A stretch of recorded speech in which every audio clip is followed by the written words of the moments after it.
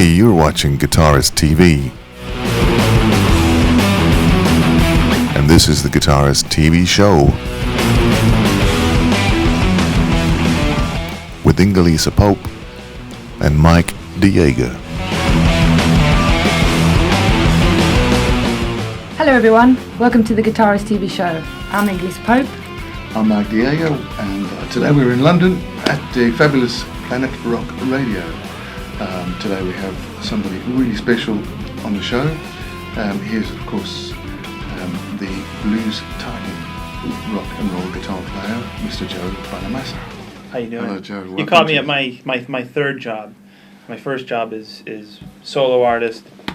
My second job is guitar player for Black Country Communion. My third job is radio host on Planet Rock. Fantastic. I've been hosting a show here for 2 years, so we're here to record some shows, and because I'm about to set out on the road for another 7 weeks, so it's tough to do them kind of remotely. So it's a good excuse to come in and say hi to my friends and record some shows. That's great. You've got a long-standing love affair with the UK. Does that stem? I do. Does it stem back to your early influences, or is it just our wonderful weather we've got going on? Well, first of all, I think the UK gets a bad rap as far as the weather. Everybody, fog and the rain, and yeah, it does rain here and stuff like that. But it's actually quite beautiful out today, and this time of year is really wonderful in the UK. You know what? The kind of music I grew up listening to was British blues, and I listened to everything from John Mayall and the Blues Breakers with Peter Green, Eric Clapton, Mick Taylor, to Free with Paul Kossoff, Rory Gallagher, the Jeff Beck Group, the first two versions of the Jeff Beck Group, one with Rod Stewart and Ronnie Wood, the other with Bobby Tench, who was a very, very great singer, and Clive Shaman and Cozy Powell and Max Middleton. And they made two fantastic records. And then Jeff Beck basically went instrumental after that. But like the first four vocal records were killer, Beckola and everything. So I've had a love affair with like British music, and I love prog. I love Genesis, and like one of my favorite records of all time is "Selling You by the Pound," and Yes Songs, the live record, and we've even covered some of that stuff my live show. So it's very strange. I grew up in upstate New York. I'm American, but generally the music that I listen to and have listened to for the last 30 years has been British influenced stuff. So the fact that I've been able to come over here in the last 5 years, 6 years actually, and find an audience for my little interpretation of this said music is a real honor and a privilege to me, and I get a lot of joy, being able to come here and play some of the venues that you've only heard about. It's like these hallowed places like the Albert Hall and the Royal Festival Hall and the Hammersmith Apollo, which we've now kind of set up a residency there. And, it's like lots of legendary stuff is going down in these places, and to be just a small blip on the radar screen as far as being part of that history and playing these venues it's a real pleasure for me. That's good. And you played at the Royal Albert Hall. How did that compare to way back in 1989 when you played at the Metro? You've done your homework. The Metro used to be a bank. Okay, I think it used to be a savings and loan bank before the 80s hit, and remember the 80s and all the savings and loans went like belly up.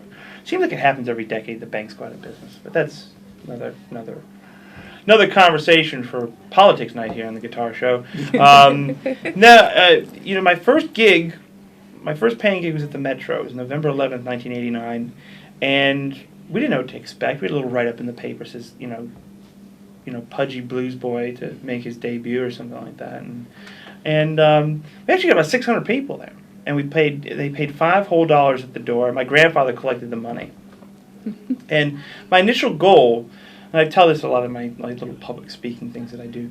My initial goal was to make enough money to buy some new pickups for my guitar and a Super Nintendo. You remember the Super Nintendo? It was like it came with the two controllers and the Duck Hunt. It was killer, right? And that's all I really wanted to do. And I remember my father bringing home, this pile of 10s and 5s. It looked like a drug deal, right? And I thought I was rich. I thought this is this is the greatest thing I've ever accomplished. I'm done. I'm retired. For one, I can get my Nintendo, my pickups, I'm done. And That was the beginning, and that was when I realized, like, oh, this is insane, because something I do that I love so much, I mean, they actually will pay you for it. And that kind of just set in motion this whole very slow start, this organic thing, and which culminated, in 2009 when I played the Albert Hall in May 4th of 2009, and again, we're talking 20 years, of work to get to that point. And how do they compare? I probably was just as nervous and scared at the Albert Hall 20 years later as I was as an 11-year-old playing the Metro in Utica. So there you have it, ladies and gentlemen, all points in between. Excellent. Now, to your solo career, you did Dust Bowl and Black Rock. Now, I can understand laying down an album in Miami and Los Angeles, even in Tennessee, but you ended up in Santorini, Greece. Now, how did that come about? We got a letter. Kevin Shirley got an email from a guy named Costas. He's Greek. They're all named Costas. And he said, I'm building a studio in Santorini. And, if you have anybody who would want to work there, or know of anybody, or if you want to come work there, it's, we'll be finished by June of 2010. So we ended up going there, and basically, doing this album. I'm sorry, I think it was June of 2009. I'm sorry, I'm getting the dates wrong. We did Black Rock there as well. We just came off the Albert Hall tour and went straight in the studio. And he said we'd be done by June of 2009. Now, mind you, we made this reservation on blueprint plans alone. He had a shell of a building when we said, yeah, we're coming. So when we get there, he literally just run signal through the console for the very first time, this big SSL that they shipped from Paris. And they had just basically finished the fixtures and the fittings and put the last screw in the building, and here we are showing up. And we found in Santorini a magical place, a very creative place, we're in a very isolated part of the island. It's not part of the tourists. We're not in Ia or Fira. We're in Akwatiri. We're slightly north of Akwatiri, and it's goats and some vineyards and a couple of churches and one of the most beautiful skylines you ever wanted to see. And we just found a very, very special place there. So much so that we did Black Rock in its entirety there, and we did 3/4 of Dust Bowl. And, Santorini will always, I don't think we're going to do the next one there because you run the risk of it just going, oh, there's my good chair from last year. That kind of thing. It's too familiar. So we may take a break from going to Santorini for a while, but I think we've come out with some of the best records we've ever done because of that place and how it's influenced the sound of the record. You just cannot help but be influenced by the sound of the studio and your surroundings. And Santorini is a very, very strange place to start making blues rock records, but I encourage anybody with the wherewithal to go down there, and it's a really great place to go. I've been going since 1991. It's a beautiful place, yeah. Got married there. Really? Yeah. It's a magical place. It's a great place. It's also where the rumored the lost city of Atlantis was. So very nice. And that mountain in the caldera has only risen in the last 50 years. 3,600 feet out of the caldera. How many you think they're going to have another eruption sometime in the next 1,000 years? Did you watch loads of sunrises and sunsets? Yeah, I mean, I'm not a morning person, so. But yeah, when I record, I could be anywhere. I could be in Hawaii or Santorini. It doesn't matter. I'm not there as a holiday. It's very serious, and it's a lot of pressure because you are writing these are your solo records, and these are your babies, and these are the follow-ups. We were making Black Rock though, which had to be a follow-up to a pretty big record we had called The Ballad of John Henry. So the pressure's on. So when you see all these holiday tourists, and it's exactly what you should do when you go to Santorini. You shouldn't be in this little writing room scribbling out lyrics. You don't want to be like that, coming out only for a bit of souvlaki and wine. So the thing is, I take it very seriously. So I mean, I was there. I've probably been there for 7 weeks of my life between two records, And only was it towards the last part of the second session that I actually got to see some of the island, because I would just sit there and work. Wow, it's a great place. Yeah. It's a great place, inspirational. Yeah, and you've got loads of unusual instruments. I can't remember. Baglamas, bazookas, clarinets. And they come through quite well. I mean, Yeah, on Black Rock you did a cover of Leonard Cohen, we did. and that he wrote in a Greek island. Was that the inspiration behind It wasn't singing? actually, and I subsequently found that out. But it was just, it seemed like our thing about our records is we could you stumble upon a good formula like a slow gin or a ballad of John Henry, and it's very easily, you could just make volumes 1, 2, 3, 4, you just plug in the same formula. I don't really want to do that, because at the end of the day, I don't believe, nothing ventured, nothing gained. I think there's got to be risks, like in the Dust Bowl. We have some like Tennessee Plates. That's like Stone Country song, and it's like, I like to keep not only myself but the listener a little on edge, almost to the point of they're a little uncomfortable, because I think once the shock of going, what is this natural sound doing in a Bonamassa record, and you actually listen to it as a whole, the work as a whole, it actually makes sense. And I think that's been part of the master plan here, and it's something I like to do. My thing is I'd rather go for it and fail than be in the middle. The thing I fear most about anything in life is being average. Going, it's good. If I try something on this thing and it doesn't work, you fall flat on your face, at least you went for it. Yeah. But if you succeed, nothing ventured, nothing gained.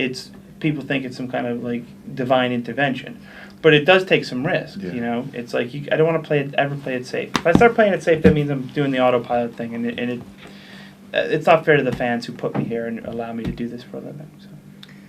Like you did with Prisoner, the closing Prisoner, song. man, Kevin had to convince me of that song. He still do it. He's still convincing me to record that song, by the way.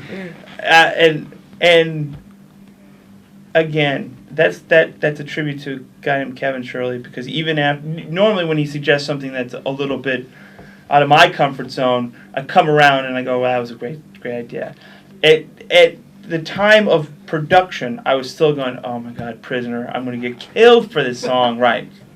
Babs, man. I'm like covering Babs.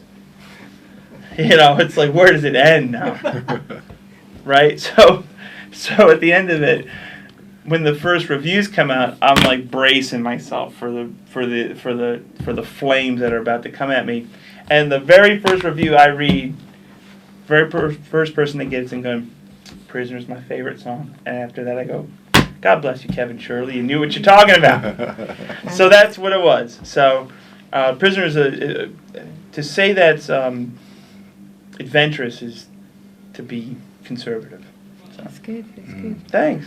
Very good. I mean, we've got in our house, it's open plan, so you have the stereo on and in the kitchen cooking, and you've got me dancing around in the kitchen. Thank you very much. Thank you. My favorite song is it's tied for 3. It's Slow Train, Dust Bowl, and The Last Matador. I think those are some of the best songs I've written in a while, and I think the deeper songs, not as not just my baby left me. Da, da, da, da, da, I wanted to say, did Barbara Streisand ever commend you on your cover of her song? Or? Yeah, we're neighbors. Like, she just came over and borrowed some flour, and that's how it's good. The woman lives. She rarely comes out of the house. Look, she's gonna listen to my version. I don't know. It's actually to be truth be told, if you really want to get down to the history of the song "Prisoner," it's a Karen Lawrence song. Karen Lawrence recorded it before Barbara Streisand. She did a version, and now I did a version. So there you go. Kudos to Karen Lawrence for a hell of a tune. Well done. That's good. I like it. One thing I've enjoyed over the past week or so listening to your work is your ability to play a raucous, shredding rock riff, and then almost like a train slowing into a station, come into a nice little blues thing at the end. It's almost like the vibrato at the end of you have that ability to play in light and shade. Is that something that's just developed over Well, the I mean, a lot of that's my experience in the blues. I really get to kind of do that a lot with the black country stuff. It's flurries, and then I realize I should probably play something with a little bit of soul here. So that's I learned that a lot from the blues, and I learned a lot of that from listening to guys like Eric Johnson and like Frank Marino and John McLaughlin, back in the days, and a guy named Bill Nelson from Bebop Deluxe. So these guys were real flurry players. I can play pretty fast, but I can't play very fast for long. So I run out of steam. So I've kind of used it to my advantage. Going, I'm done now. It's time to play the blues again and wind back up. Yeah. So, I mean, there's guys that are just so fluid. It's like a Steve Morris, man. It's just unbelievably. It's just endless with him, and he's one of my heroes. The introduction record, and it's just one of those kind of things. It's like he was just on fire, and the Dixie Dregs, and those kind of legato lines. Oh my goodness, yes, because that's like serious country. It was like there's a guitar player named John Five gets a lot of credit for doing the shred country hybrid picking, and he's very, very good. Yeah. He's very, very good at it. But truth be told, he gets a lot of credit for it because what people forget is the guy who invented that initially was Steve Morris. Yeah. He was doing chicken picking and then just the most full-on shred, and then back again, And Zakk Wylde does some of that as well. And it's a real fun way of playing. It's just influences. Coming out. So. We interviewed a guy you might know, Steve Lucas, a little while ago. You know Steve? Yeah. And we asked him, who are the new guitarists that you like in the world? And he named one or two, and one of them was Mr. Bonamassa. Bless him. And we said, oh really? And he said, your playing is so fresh. And I have to agree with him because your playing is fresh. It is bluesy, but you've got a nice rock feel in there, which is so cool. What can I say about it? I have to admit, full disclosure, Steve is like one of my best friends in life, and it's very nice of him to say it. Thank you very much. And we hang out a lot when I'm home, if I'm home ever. And he's out touring just as much, so it's like see each other like 3 or 4 times a year. But I tell him this a lot, and when I was learning guitar, and I always loved the Toto stuff. I mean, Africa, I thought that tone was beautiful and his phrasing. And then when you get into the Boss Skaggs, his first job in the music business, I think he was a guitar player for Boss Skaggs, and a song called "Breakdown Dead Ahead," and it's that Sunburst Les Paul with the Mesa Boogie Mark IIB, and it's a beautiful sound, and he just, here's a guy who's done everything from that song. He's been on 3,000 records, including a little record. I think it went gold eventually. It's called Thriller, Yeah, that little. So here's a guy. I mean, talk about having to switch gears, And he was doing sessions, and he was in a very successful band. I really admire his career, and I admire him. I keep him in the highest order as far as guitar player, but as a person, he's one of the coolest cats out there, and just has a great heart, and is probably the funniest guy I know. Yes. So. Yeah, he's got a wicked sense of humor. Absolutely. So do you have any influences? Well, people you like, young guitarists, young up and coming. For some reason, every time the Earth goes around the sun, I get a year older, and I get more gray hair. Mm. And it seems like every time that happens, guitars get younger and better. So, there's so many great guitar players out there now, and it seems like there's a scene. When I started 10 years ago, it just seemed like there was a few guys, and it was everybody fighting over the same nickel, which wasn't healthy, really. I like the fact that there's competition now. I like the fact that there's the guy in the States is doing pretty well. Ryan McGarvey and this kid from the Isle of Man, Davey Knowles. He's doing fairly well in the States. And then there's the people over here like Joanne Shaw Taylor and you know, Henrik from Germany. His name is Henrik Fleischlader, and he's a really great guitar player. And these people are all a generation before me, and I like the fact that there's more, you know, kids out there doing it, and they're all going, and some of them are going, you know what, Bonamassa, I'm going to take your place, you know, and if you're not willing to give it up, I'm going to take it from you, and I like that because I think at the end of the day, that kind of scene, and we're all friends, everybody knows each other, but that kind of music and that kind of fire is good for the fans, and it's good for everybody, you know, and it's like, you know, I just went to see Joanne Shaw Taylor at the Islington Academy the other day, and you know, this place was packed for her, and then you're going, you know, you see this, some of the people that come to my gigs, you see, you know, some of the people that go to her gigs come to, you know, and it's all good, you know, and she killed, and you know, I think she's probably one of the brightest stars in the blues at the moment. I think she just has a real knack to connect with people, which you can't teach, and she's also a good songwriter. I think I found in our world in England, on the national radio, we hear lots of great music, great artists, great voices, no guitar solos. So all those, you know, when I think of Toto, I think of St. George and the Dragon, the very last riff, da-da-dum-da-da. I always think of that, I picture that guitar solo, because it kind of sits with me. Yes. And, you know, and many others. But today, the pop music culture doesn't have guitar solos. No. Has great guitar players, they play lovely guitar and all that, but the kind of guitar that we're talking about here, that this great radio station plays, Yes. it kind of slipped off the Well, map a little bit. But see, again, it's the old cliche: necessity is the mother of invention. Right. Because when pop radio decided that the guitar wasn't relevant anymore, and it was all about the kind of clothes you wear and the image that you have, and whether you have a deal with Disney and you're making movies and you're doing this and you're judging, you know, talent contests on television, is once the business shifted towards that, the musicianship became secondary, and it became a means to an end. You play a little bit, great, we can fix you. You sing a little bit, great, we got a program for that too. You know, We can dress you. Do you take a good picture? You're in. You know, We can fix you that. got to be. You know, it's like they always say, you either got to be good or good looking. Guess what category I fall into? So the thing is really, so a station like Planet Rock and the internet has opened it all up again. And guess what?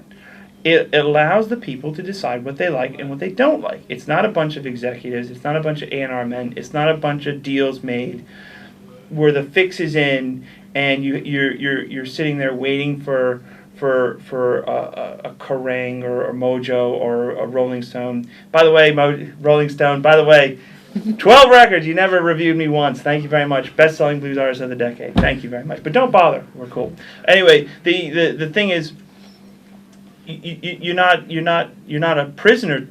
Not to use that word again. You're not a prisoner to a very small group of people. Yeah, cool. You can be a people's champion. Yeah. If you know what, regardless of what the mainstream media thinks of your music, whether they give it 1 star or negative 1 star, okay. If people like it and they enjoy it, and they come out and see it, that's all that matters, you know. And that's the whole thing. It's like the internet has allowed the business to get back to where it was in the 50s, where you can direct market to your own group of fans and people that like this style of music, and you can find an audience. You're not just, well, I guess it didn't work out. The single, you know, we didn't buy the right guy lunch, so we didn't get playlisted. You know what I mean? So it's like, man, that's bullshit. Yeah, you know what I mean? And it's like so many great records have gotten shelved, have never seen the light of day because of factors out of the artist's control. Now the artist can like take these CDs, sell them on the back of their car. You know, you can make a record with a computer and a couple of microphones. You know, where before you needed a 2,000-pound a day studio. So I'm encouraged. I think right now where the music business is interesting, it's fun, it's new, and you're inventing things on the fly, and you're reacting to the changes of it. And the traditional music business is like this behemoth, this giant ship without a rudder, and they're trying to steer it by hitting it with tugboats. Okay, where the independent artists are out there, and they're like a speedboat. You can bob and weave and make decisions that's good for your career, that may only work for your career and not somebody else's, but it's your decision nonetheless. So I think it's great. I think you're a tribute to that fact. I mean, you know, The only reason why I'm here is because of the internet. The only reason why I'm here is because we get out there and we play as much as we do, and we go out and build fans.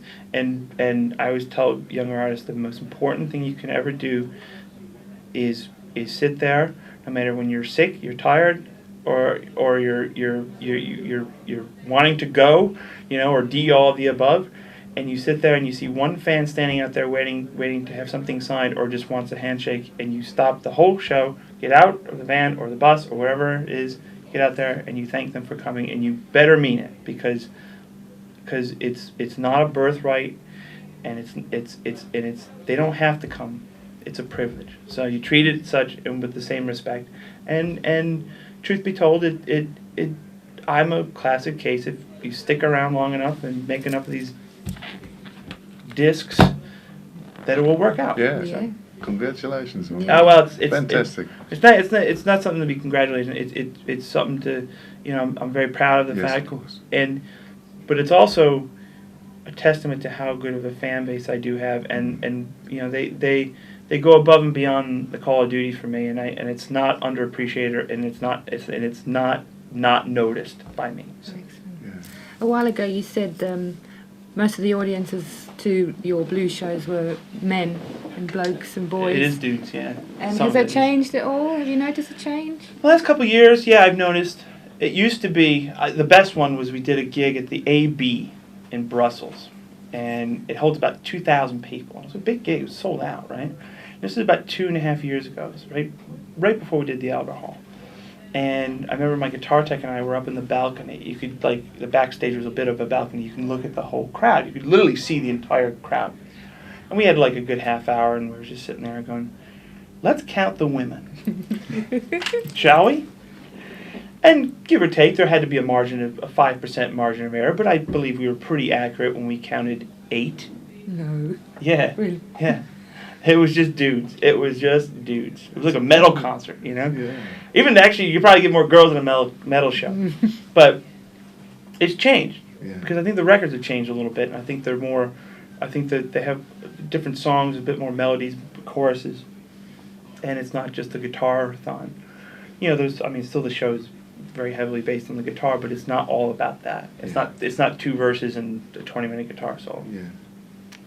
But you have a uncanny knack, and there's very few guitarists that have that knack of being able to connect with an audience just with the fingers, no vocal. Well, you've got an amazing vocal, don't get me wrong, but you have that knack of being able to capture an audience's attention when you play guitar solos. Well, thanks. I mean, I appreciate that. I mean, I don't know. That's I don't know how. I mean, I just play. I play every note with bad intention, and I play through the note, and I don't just go through the motions. You know, even if I'm kind of like, you know, out of it, or my head's, I don't have 99%. I always give 100% of whatever percentage I have, and it. You know, and some nights it's better than others. I mean, you can't be on the whole time, but you try to connect with people, and I've just been lucky. I've just been very, very lucky. It's just it's more luck than skill. I can tell you that right now. No, I think you're a wonderful guitar player. Thank you. And we're really honoured to have you on the Guitarist TV show. I'm honoured to be here. Thank you very much for doing the interview and for visiting the lovely studio that is Everything Planet Rock. It says where rock lives, and they're not lying. They're not lying, absolutely. How often do you have a show on Planet Rock? When is your show? I used to do it weekly, but then the touring got so rigorous, and it was just tough to keep up, and so now I do it once a month and they air it twice a month. So it's they let me take over the airways for you can tell I have a few opinions on things. Just a few. But now it's like, they let me play everything, and like I always throw everything from blues to prog.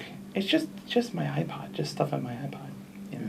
What do you have on your iPod? Yeah, what is on there? Tens of thousands. I have like 10,000 songs now. I mean, I have thousands of songs, but everything from bluegrass to Metallica's Black record. So. Okay. And have you got any? A while ago, you said one of the main things you wanted to do is play Royal Albert Hall. Anything in the future you've got your eye on? No, I think at the end of the day, I think to put another venue on the to-do list is kind of weird, because then it's just it's not honest. Truth be told, I sat there as a child and I said I'm going to make it to that place one day. I'm going to either that or I'm going to die trying. Okay. And I did. Cool. There's not another place like that for me. There's not like, oh, I don't know if I can only make it to Madison Square Garden, hint hint, or Wembley Arena, hint hint. Yeah. Then it's just I'm just milking it then. I don't do anything that's not honest, and it gets me in trouble, and it helps me in some places. But truth be told, when I was 8 years old, I watched the Farewell Cream concert with my father. He brought it home from Blockbuster Video, which is now there's no such thing. Poor place. It just got decimated with the technology, but he brought home a VHS and a couple of pizzas and some popcorn, and my mom and sister could care less and went off into the other room, and my father and I watched the Farewell Cream concert, the Robert Stewart presents Farewell Cream. Yeah. And you get everything from Eric with the psychedelic SG and the wah-wah pedal and that, Jack Bruce rolling his eyes. Yeah. And you get everything from that to White Room with the Firebird and, the 335 and just a wonderful version of Sunshine of Your Love, and you're just going, man, the sound. And back then there wasn't like it is now. It was like the different stage, and you could just see all the people in this massive ball, and I go, you know what, I'm going to do that one day. Yeah. And I got everything. I collected everything at one point. I literally had the same shirt that Clapton wore at the Albert Hall. I had the red guitar, the 335. I get everything but play there. And then finally in 2009, I was given the honor, and a lot of credit has to go to a guy named Paul Crockford, who manages Mark Knopfler, and he was the one that really, when it's very hard to get a set date when you're just doing one date at the Albert Hall, but through the Gig Cartel and my manager Roy and a few others, my agent Neil, Paul really was like the last step, and he doesn't get a whole lot of credit for that gig, but he and Mark Knopfler himself, who was scheduled there for May 4th, but they were nice enough to let me have a Monday. So the Monday that changed my life. Thank you very much. Yeah. So excellent. Thanks, guys. Yes, well, it's been fabulous having you on Guitarist TV. Wish you every success with your upcoming UK tour, and we're going to hope to be seeing you in October. Is that right? Yeah, we're coming back in October and playing some really cool venues, and again, we're just excited to be back. So, 2 nights at Hammersmith this year is going to be great, awesome. and there's going to be guests. So. Cool. Yeah. Who knows? Maybe we'll see you Wembley Wembley Stadium one day. I don't fancy that. I think you lose the subtlety of it. I think if you stick to a certain size, you can still maintain what we were talking about earlier, the connection with the audience. Yes. If you start, if people can only see you on a giant screen, you're kind of detached from reality. There's guys that do it great. Foo Fighters did a great job there. There's bands and the music is conducive to it. Iron Maiden, they can make a stadium feel like a nightclub. But I'm not one of those guys. Well, we wish you every success and every. Cheers. I appreciate it. Thank you very much again, and lovely to meet you. Thank you very much. Appreciate it. Thanks, guys. Thanks very much to all our listeners for tuning in to watch the show. We hope you enjoyed it. From me, Mike Diego. Ingelisa Pope. Till next time. Cheers.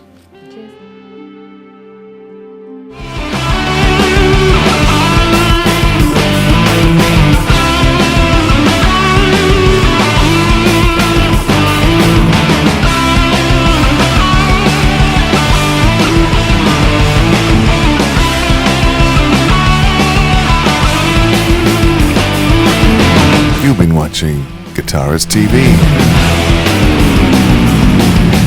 And this has been the Guitarist TV show with Inga-Lisa Pope and Mike Diego. With special guest Joe Bonamassa. Thanks for watching.